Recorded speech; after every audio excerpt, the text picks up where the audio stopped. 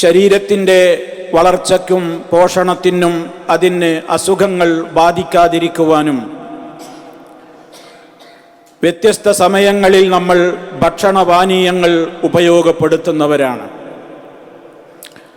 അതിലേറെ പ്രാധാന്യമുള്ള കാര്യമാണ് നമ്മുടെ ആത്മീയ പോഷണത്തിനും വളർച്ചയ്ക്കും അതിന് രോഗങ്ങൾ ബാധിക്കാതിരിക്കുവാനും ആവശ്യമായ നിലക്കുള്ള ആത്മീയമായ ഭക്ഷണത്തെ കൃത്യമായി നമ്മൾ സേവിക്കുക, അത് മുന്നോട്ട് നിലനിർത്തുക എന്നുള്ളത്.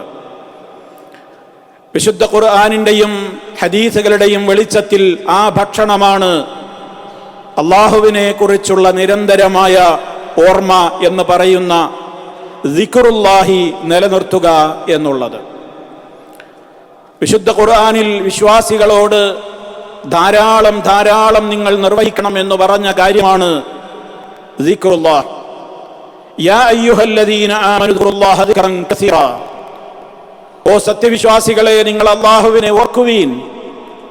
ദിക്റൻ കസീറ, ധാരാളമായി നിങ്ങൾ ഓർക്കണം എന്ന് വിശുദ്ധ ഖുർആൻ സൂറത്തുൽ അഹ്സാബിലൂടെ കൃത്യവും വ്യക്തവുമായ നിലക്ക് നമ്മെ അറിയിച്ചിരിക്കുകയാണ്.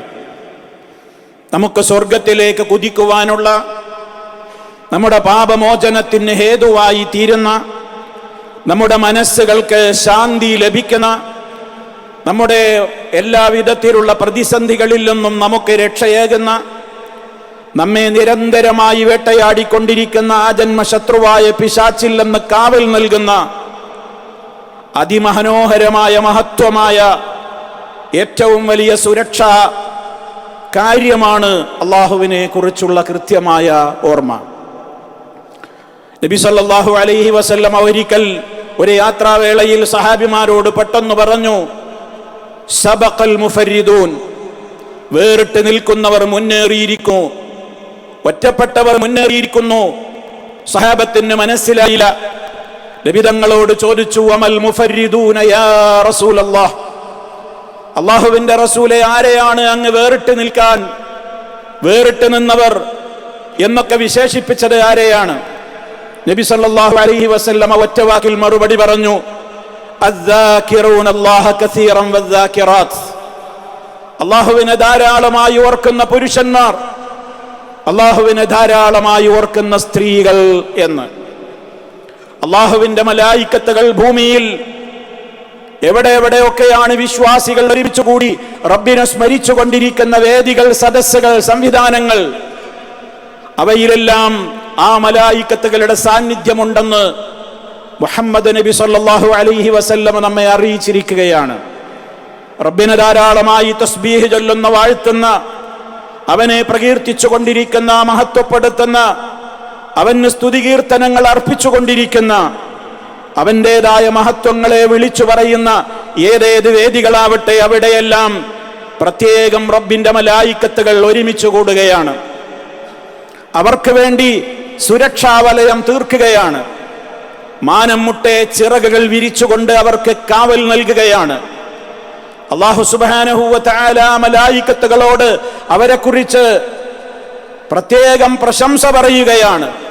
എന്തൊക്കെയാണ് അവർ എന്നോട് ചോദിച്ചു കൊണ്ടിരിക്കുന്നത്? അവർ സ്വർഗമാണ് ചോദിക്കുന്നതെന്ന് മലായിക്കത്തുകളുടെ മറുപടിക്ക് അല്ലാഹു സുബ്ഹാനഹു വ തആലയുടെ മറുചോദ്യം, ആ സ്വർഗം അവർ കണ്ടിട്ടുണ്ടോ?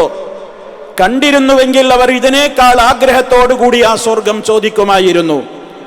നരകത്തിൽ നിന്നവർ മോചനം തേടുന്നുണ്ട്. റബ്ബിന്റെ ചോദ്യം, അവർ ആ നരകം കണ്ടിട്ടില്ലല്ലോ, കണ്ടിരുന്നുവെങ്കിലോ ഇതിനേക്കാൾ നിലക്കവർ പേടിയോടുകൂടി ആ നരകത്തിയിൽ നിന്ന് വിട്ട് ഓടി അകന്ന് രക്ഷപ്പെടുമായിരുന്നു.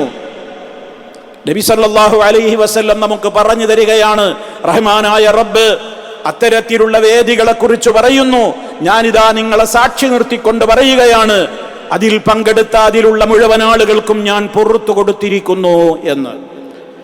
അതാണ് അല്ലാഹു സുബ്ഹാനഹു വ തആല പറയുന്നത്, വദ്ദാകിരീന അല്ലാഹ കസീറ, അല്ലാഹുവിനെ ധാരാളമായി ഓർക്കുന്ന പുരുഷന്മാർ, വദ്ദാകിറാത്ത്, അല്ലാഹുവിനെ ധാരാളമായി ഓർക്കുന്ന സ്ത്രീകളും. ഒരുപാട് ഗുണവിശേഷണങ്ങൾ സൂറത്തുൽ അഹ്സാബിൽ എണ്ണി പറഞ്ഞതിന്റെ അവസാനമാണ് ആ വചനം വന്നിട്ടുള്ളത്. ഇന്നൽ മുസ്ലിമീന വൽ മുസ്ലിമാത്തി വൽ മുഅ്മിനീന വൽ മുഅ്മിനാത്തി എന്നിങ്ങനെയുള്ള 8-9 ഗുണവിശേഷണങ്ങൾ എടുത്തു പറയുന്നതിന്റെ അവസാന ഭാഗത്താണ് എണ്ണിയത് അള്ളാഹുവിനെ ധാരാളമായി ഓർക്കുന്ന സ്ത്രീകളും പുരുഷന്മാരും എന്ന്. എന്നിട്ട് പറഞ്ഞത് എന്താണ്? അള്ളാഹു അവർക്ക് ഒരുക്കി തയ്യാറാക്കി വെച്ചിരിക്കുന്നു മഗ്ഫിറ, പാപമോചനം, വഅജ്റൻ അളീമാ, വമ്പിച്ച പ്രതിഫലവും, അതാണ് സ്വർഗം. റബ്ബിനെ നോക്കുവാനും തിരുനോട്ടം ലഭ്യമാകും വിധത്തിലുള്ള പ്രത്യേകമായ ആ ഉദ്യാനം സ്വർഗം അവർക്ക് ഒരുക്കി തയ്യാറാക്കി വെച്ചിരിക്കുന്നു എന്ന് വിശുദ്ധ ഖുർആനിൽ അല്ലാഹു സുബ്ഹാനഹു വ തആല ഓർമ്മപ്പെടുത്തിയിരിക്കുകയാണ്. സഹോദരങ്ങളെ, മനുഷ്യ മനസ്സുകൾക്ക് ശാന്തിയും സമാധാനവും ലഭ്യമാകുവാനുള്ള മാർഗങ്ങൾ, ഒരേ ഒരു മാർഗമാണ് ഇസ്ലാം നമുക്ക് പഠിപ്പിച്ചു തരുന്നത്. അതിൻ്റെ ആകത്തുകയാണ് ദിക്റുല്ലാഹ്. അലാ, അറിയണം, ബിദിക്രില്ലാഹി, അല്ലാഹുവിനെ കുറിച്ചുള്ള ഓർമ്മയൊന്നുകൊണ്ട് മാത്രമേ തത്മഇന്നുൽ ഖുലൂബ്, ഹൃദയങ്ങൾ അടങ്ങുകയുള്ളൂ. മനുഷ്യ മനസ്സുകൾ സദാ തിരയിളക്കമുള്ള ഒരു കടൽ പോലെയാണ്. എപ്പോഴും അവിടെ ബേജാറുകളാണ്, വെപ്രാളങ്ങളാണ്, അസ്വസ്ഥതകളാണ്, സംഘർഷഭരിതമാണ് മനുഷ്യന്റെ മനസ്സുകൾ. പലവിധ കാരണങ്ങൾ അതിനുണ്ടാകും. രോഗങ്ങളാവാം, പ്രതിസന്ധികളാവാം, സാമ്പത്തിക പ്രയാസങ്ങളാവാം, മാനസികമായ മറ്റേതെങ്കിലും കാരണങ്ങളാവാം. ഏതു പ്രതിസന്ധികൾക്കും ഔഷധമാണ് അലാ ബിദിക്രില്ലാ. അലാ, അറിയണം, ബിദിക്രില്ലാ, അല്ലാഹുവിനെ കുറിച്ചുള്ള ഓർമ്മ, അത് കൃത്യമായി നിലനിൽക്കുന്ന ഹൃദയങ്ങൾ താളം തെറ്റുകയില്ല. അത് ആത്മഹത്യകളിലേക്ക് പോവില്ല, അതിന് നിരാശ വരില്ല. എന്റെ റബ്ബുണ്ടെനിക്ക് എന്ന് ഓരോ ഘട്ടങ്ങളിലും വിളിച്ചു പറയുവാനും അത് മനസ്സിനെ പഠിപ്പിക്കുവാനും കഴിവുള്ള മനസ്സുകളിൽ ദുഷിച്ച ചിന്തകൾ വരികയില്ല. കാറ്റും കോളും അവിടെ അടങ്ങും. റബ്ബിനെ കുറിച്ചുള്ള ഓർമ്മ വരുമ്പോൾ അവന്റെ മനസ്സ് ശാന്തമാകും. ആ ഒരു പ്രത്യേകമായ അവസ്ഥയിലേക്ക് നമ്മുടെ സമൂഹത്തിലെ ആണും പെണ്ണുമൊന്നും മുന്നേറാത്തത് കൊണ്ടാണ് ഓരോ പ്രതിസന്ധികൾ വരുമ്പോൾ പലതിന്റെ പേരിലും നമ്മുടെ കേരളക്കരയിൽ എത്രയെത്ര റിപ്പോർട്ടുകളാണ് ആത്മഹത്യകളുടെ, തൂങ്ങിമരണങ്ങളുടെ, വിഷം കഴിക്കലുകളുടെ, അതുപോലെ തന്നെ മയക്കുമരുന്നുകൾ, പരിധിയിലപ്പുറം അതുപോലെയുള്ള മരുന്നുകളൊക്കെ കുത്തിവെച്ചുകൊണ്ടൊക്കെ ആളുകൾ ആത്മഹത്യ ചെയ്യുന്നത്. എന്താ പ്രശ്നം? മനസ്സിന് സമാധാനം കൊടുക്കാൻ അവർക്കാകുന്നില്ല. അവിടെയാണ് ഇസ്ലാം ഇടപെടുന്നത്. ഒന്നിനും നിങ്ങളുടെ മനസ്സുകൾക്ക് ശാന്തമായ ഒരവസ്ഥ നൽകാൻ കഴിയില്ല. അലാ, അറിയണം, ബിദിക്രില്ലാഹി തത്മഇന്നുൽ ഖുലൂബ്, ഹൃദയങ്ങൾ അടങ്ങുക അതുകൊണ്ട് മാത്രമാണ് എന്ന്. അതുകൊണ്ട് നമ്മുടെ ജീവിതത്തിൽ ഇതുണ്ടോ? പൈശാചികമായ കാര്യങ്ങൾ നമ്മുടെ ആത്മാവിനെ ബാധിക്കാതിരിക്കുവാനുള്ള ഔഷധമാണ് ദിക്റുല്ലാഹ് എന്ന് പറയുമ്പോൾ അതില്ലാത്തത് കൊണ്ട് ചെകുത്താനിന്റെ ആളുകളായി നമ്മൾ മാറുകയാണ്. റഹ്മാൻ, റഹ്മാനായ റബ്ബിനെ കുറിച്ചുള്ള ചിന്തയില്ലാതെ ആര് ജീവിക്കുന്നുവോ നുഖയ്യിദ് ലഹു ശൈത്താന, അവന് നാം ഒരു ശൈത്താനിനെയാണ് നിശ്ചയിച്ചു കൊടുക്കുക. ഫഹുവ ലഹു ഖരീൻ, ആ ശൈത്താനായിരിക്കും അവന്റെ ക്ലോസ് ഫ്രണ്ട്.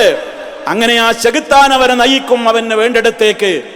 അവൻ ചാവാൻ പറഞ്ഞാൽ ഇവൻ ചാവും, കുടിക്കാൻ പറഞ്ഞാൽ കുടിക്കും, രമിക്കാൻ പറഞ്ഞാൽ രമിക്കും, വെട്ടാൻ പറഞ്ഞാൽ വെട്ടും. അങ്ങനെ ഏത് പോന്നിവാസത്തിലേക്കും മനുഷ്യനെ കൊണ്ടുപോകും ചെകുത്താൻ. എപ്പോ ദിക്റുല്ലാഹിൽ എന്ന മനസ്സുകൾ വിട്ടുപോയാൽ. അത് ഗൗരവത്തോടെ അള്ളാഹു നമ്മെ അറിയിച്ചിട്ടുള്ള കാര്യമാണ്. അതുകൊണ്ട് പൈശാചികമായ കാവൽ നമ്മുടെ ജീവിതത്തിൽ നിരന്തരം ഉണ്ടാകുവാൻ ഇതേ മാർഗമുള്ളൂ.